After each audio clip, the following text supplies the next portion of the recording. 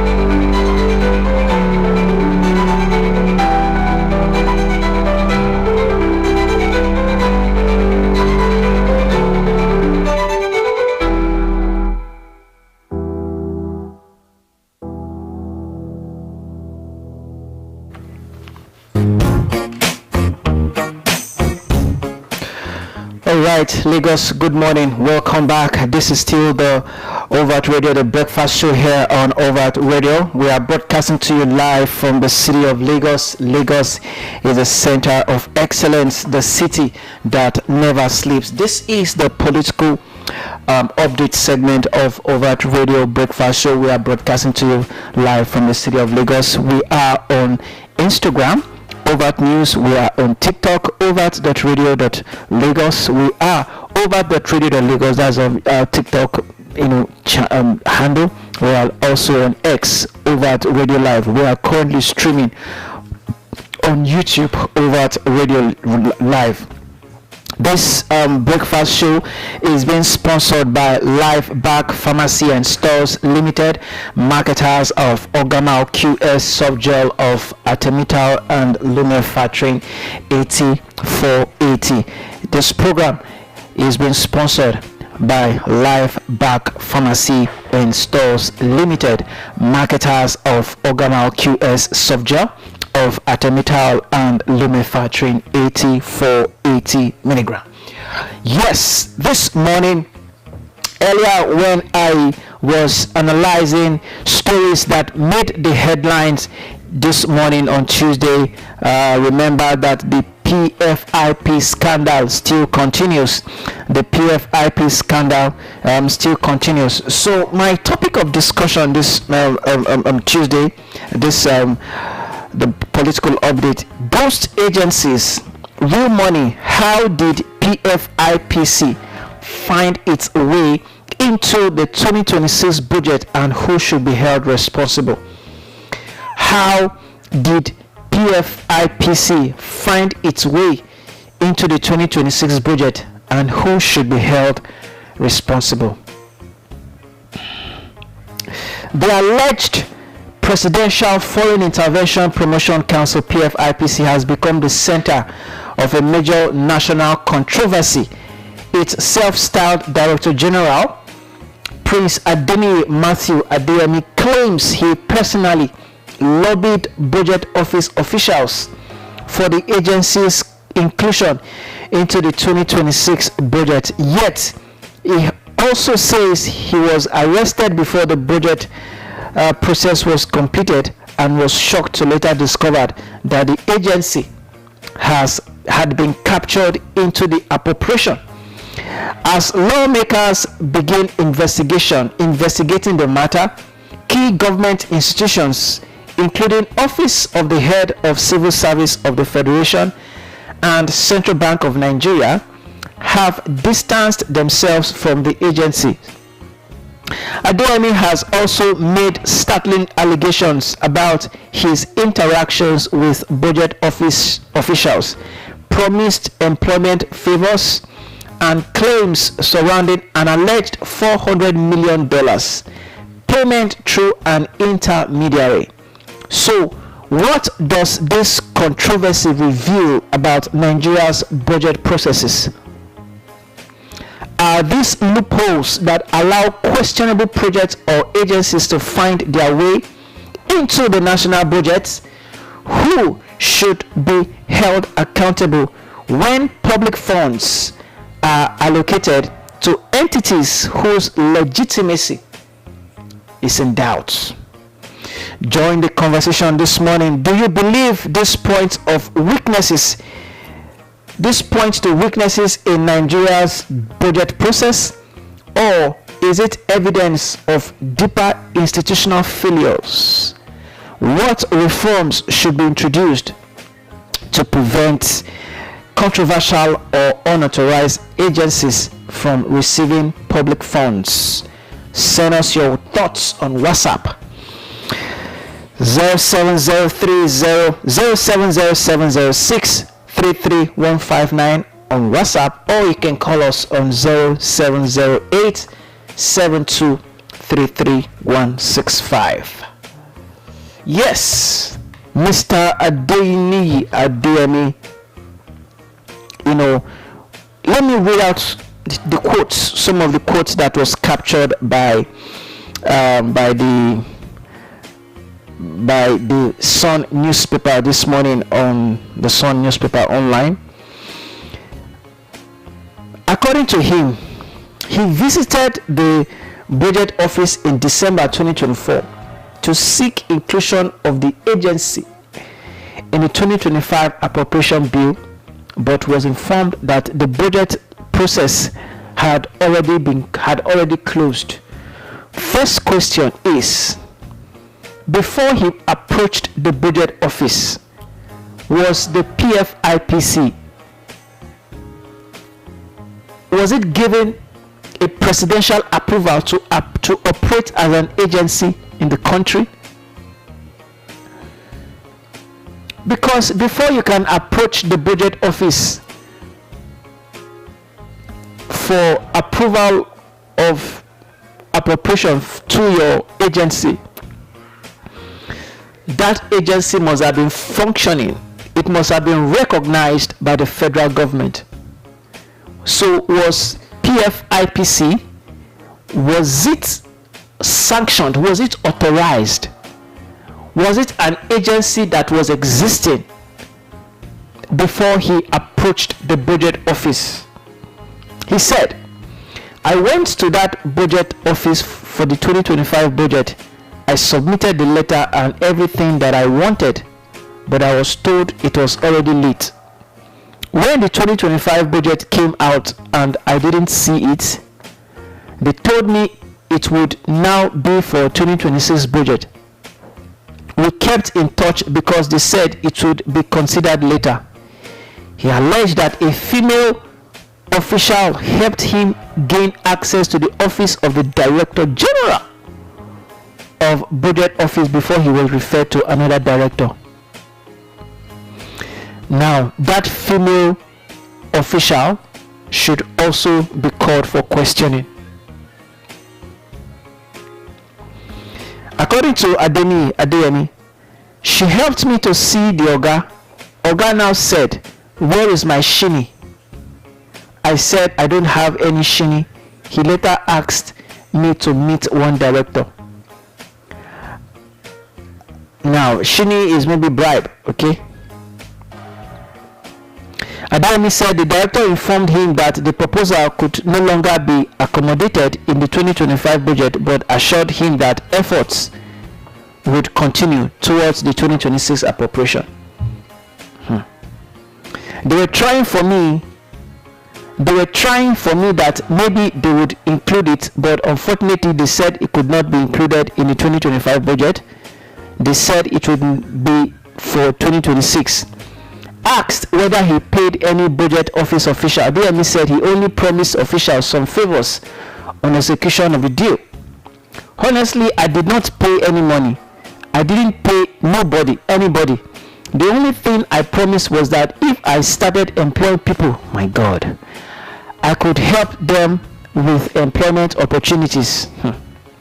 He admitted promising future favors to some officials, but insisted no cash exchanged hands during his interactions at the budget office. That was a favor I promised them. I did not give anybody money. It was just a promise that if they had people, I could employ them later. According to Adeyemi, the process ended immediately after his arrest because his legal troubles overtook every other plan. He said, immediately there was a problem, everything stopped. Even the woman that wanted to help was calling, but she couldn't reach me.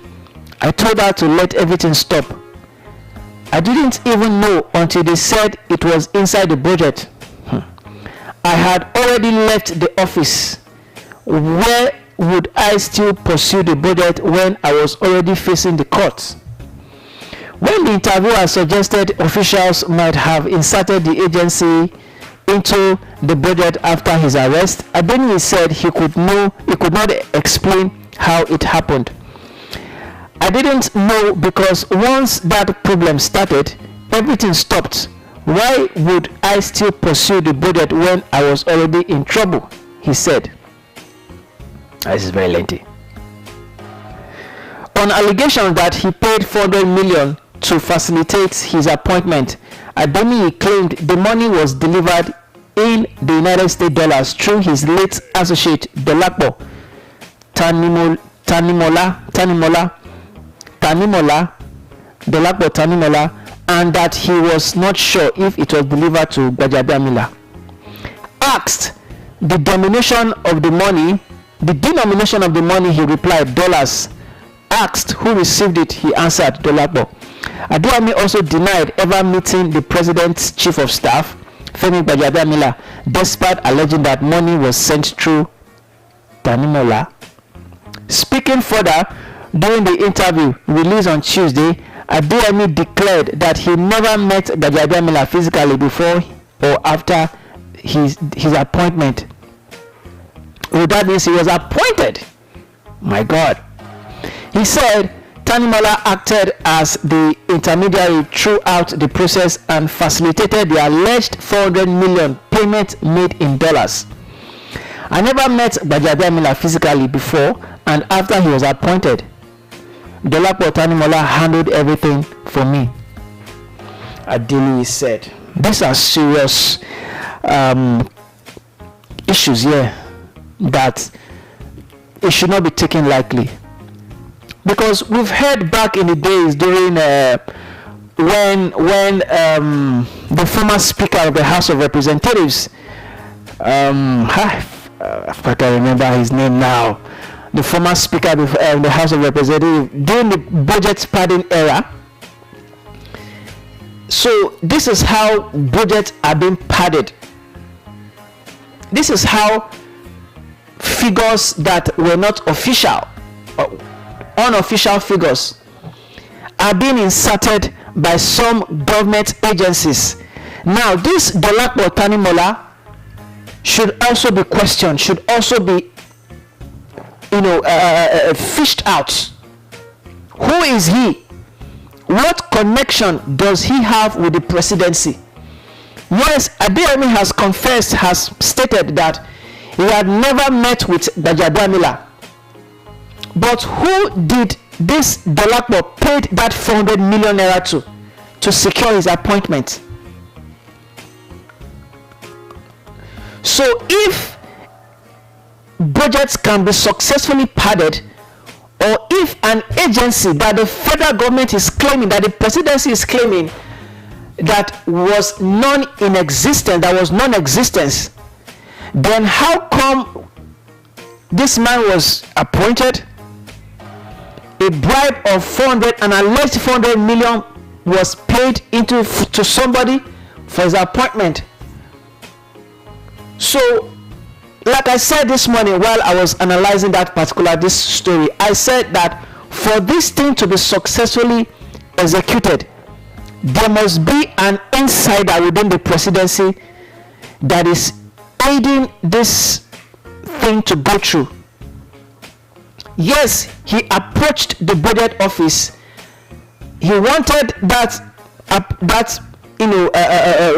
he wanted the money for the agency for the 2025 budget, but as at the time he approached the budget office, it was already late. So they promised him that in a subsequent budget, that his budget will be approved, will be inserted into the budget and approved. So there are a lot of things that is going on in governance that the president himself does not know.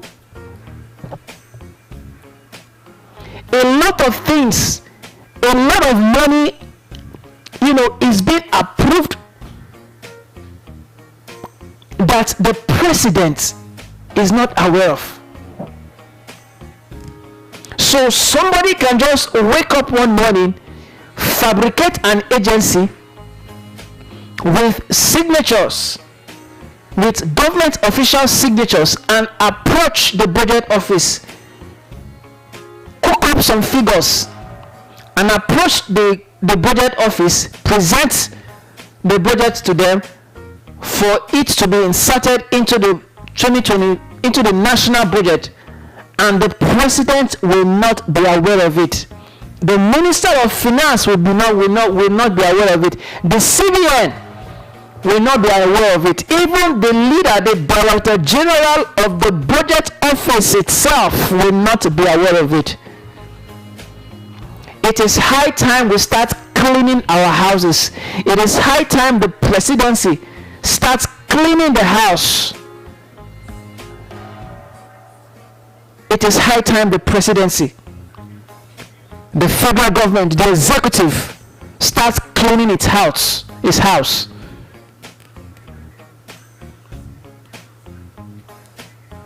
This is what is going on in Nigeria. This is what is going on in Nigeria. There have been accusations of budget padding over the years during the administration of late President Muhammadu Buhari. I'm trying to get the name of that speaker. Trying to get the name of that speaker who, during his tenure, there were some projects, there were budget padding, and he came to the media and addressed that what is budget padding. So it is high time we start doing things transparently. It is high time those who are the gatekeepers within the presidency, the ministries and department of agencies within the Ministry of Finance, the CBN, the Budget Office, the FAC, the FAAC. It is high time the gatekeepers start, keeping the gates. So I would love this case to come to a reasonable conclusion. I would love this identity of a person should be tried in court, should go through the legal process, and also the conspirators, those people that abetted, that aided his appointment, and also the approval of the PFIPC, which the government claimed that agency was non-existent. There must be somebody, one or two or three persons within the presidency that is giving this man the audacity to approach the budget office. And one of the names, I don't know who this Dolapo Tanimola, I don't know where he is or who is working for. How did he emanate? Where did he emanate from? Is it from the presidency? Is it from a relative of somebody who is in the presidency? We need to know. This is information. This is where investigation should be. The Nigerian police, the ICPC, the EFCC, these are the people that they should be investigating. The names that he has mentioned, the person that the first director that he was referred to, the first director in the budget office that requested for Shini, and that director that referred him to another director that promised Adeniyi that the budget will be, that the appropriation or the money for the agency will be approved in the next budget. These are names that should be identified by the anti-graft agencies, should be investigated, should be tried, should be brought to court, should be tried, and should be prosecuted if they are found guilty. Because if in the next 2, 3, 6 months that we don't come to a reasonable conclusion about, in this case, in this matter, then that means that the government is complicit. Those in the presidency, they are complicit. That means they know what went on. They are aware about this thing. They are aware about these things. If nobody is punished, if nobody has been found guilty, because confession alone, because at the end of the day, yes, Gbajademila, had Yakubu Dogara. That is the name. That was the former Speaker of the House of Representatives during his time, where there were allegations of budget padding. Yakubu Dogara. So I call on the courts, I call on the EFCC, the ICPC, and other related agencies, anti-graft agencies, to be interested in this case. And those people that he mentioned, those people should be called for questioning, for investigation, for questioning. There must be somebody within the presidency that is making things easy for this man during the process. All right, Lagos. This program was brought to you, the breakfast show was brought to you by Life Back Pharmacy and Stores Limited, marketers of Ogamal QS Soft Gel, of Artemether and Lumenfacturing 8480. We want to thank our sponsors for standing beside us, making sure that we are on air for the breakfast show. 10 o'clock, Bukola Olewolafe will be here for the news update at 10. My name is Kenneth. Do have a splendid Tuesday here